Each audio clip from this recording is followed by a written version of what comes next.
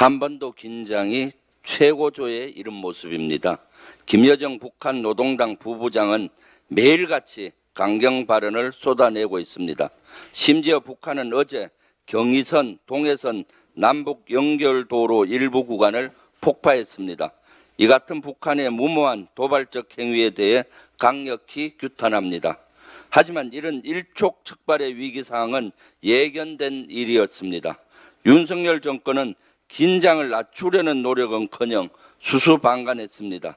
지금은 위기를 관리해야 되는 시점입니다.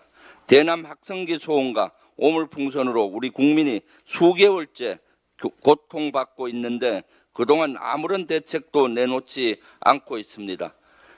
지금의 한반도 위기는 북한이 주도했지만 윤석열 정부도 자유로울 수 없습니다. 대안 없는 강대강 대치로 일관했기 때문입니다. 그렇다고 해서 포기할 수는 없습니다. 남북 간 한라인 복원과 같은 작은 노력이 긴장 완화의 시작이 될 수 있습니다.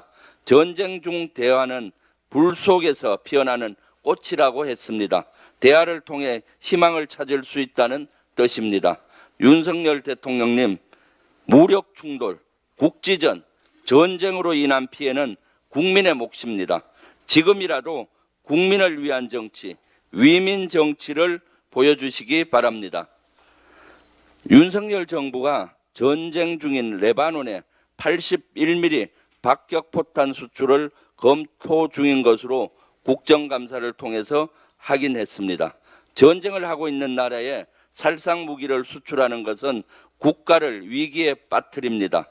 그런데 국방부와 방사청은 수출을 추진 중인 해당 방산업체에 한국산 표시를 지우고 비공개로 진행하면 수출이 가능하다라는 의견을 냈다고 합니다.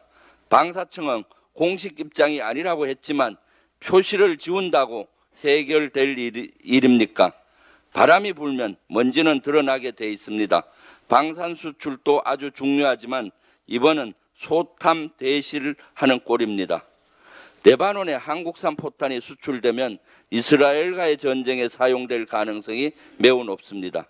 헤즈볼라로 유출될 우려가 있어서 이스라엘과의 외교적 갈등도 예상됩니다.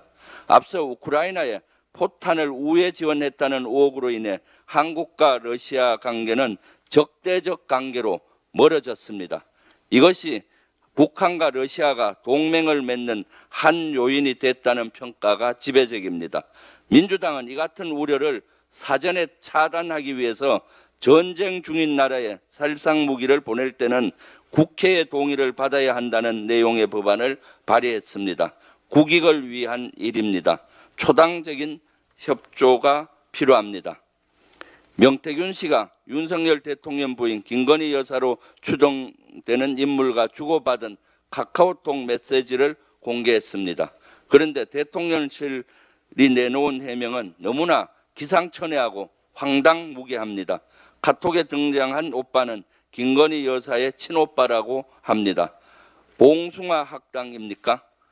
바로 들통날 역대급 코미디입니다. JTBC와 명태균 씨의 인터뷰를 따르면 김 여사의 친오빠는 정치적인 내용을 몰라서 대화 상대가 아니라고 합니다. 윤석열 대통령님, 오빠라고 불리는 그분 이제 그만 놓아주십시오. 우리 국민은 특별 대우받는 그분이 아니라 특별검사에게 특검받는 그분을 보고 싶습니다. 이상입니다.